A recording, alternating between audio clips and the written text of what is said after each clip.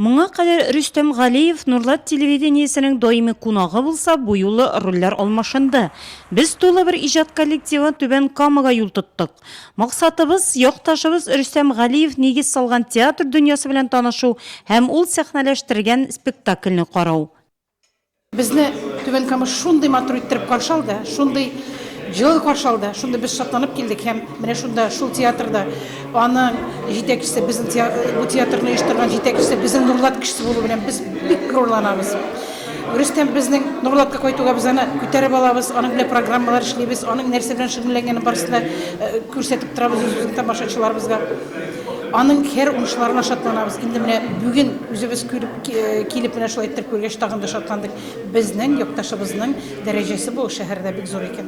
Шушы туган җиремнән, киндек каны тамган җиремнән килделәр шул хәтле күп кунаклар. Мин бик сөенәм, бик дулкынланам. Чөнки беренче мәртәбә минем театрыма үземнең якташларым аяк басты. Тухан Миңнуллин исемендәге Төбен Камы татар дәүләт драма театрына 26 ел. Аңа нигез салучы якташыбыз артист Рүстем Ғалиев.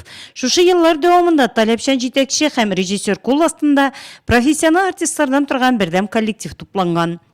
Biz Россия içinde hem şit төбәкләрдә, şit илләрдә дә, Türkiye якларында менә шундый фестивальләрдә катнашып йөрибез.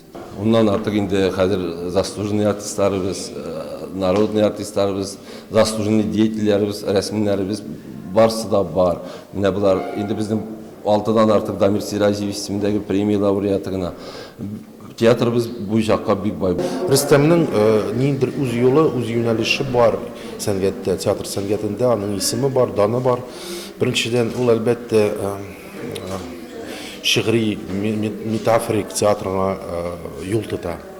Әлбәттә, көнкүреш постановкаларда бар, ләкин күбрәк аның теге җаны тарта менә шушы ниндер теге зур фаҗигале, ниндер фәлсәфи әсәрләргә әйтик.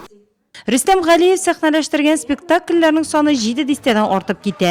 Театрның беренче сезоны драматург Тухан Миңнуллинның Ак тәүбә, Кара тәүбә спектакль белән ачылган. Улы шәхеснең 80 еллыгы уңаена үткәргән 10 көнлек шул спектакль белән ябылды. Әмма исеме генә башкача. Кызлар кызык итәләр дип атала ул.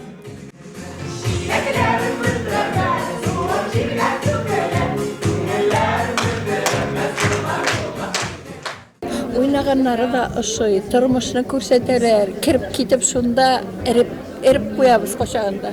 Күңелләрдә тула ди. Күңелләр тула, комедия булса, җылап талабыз.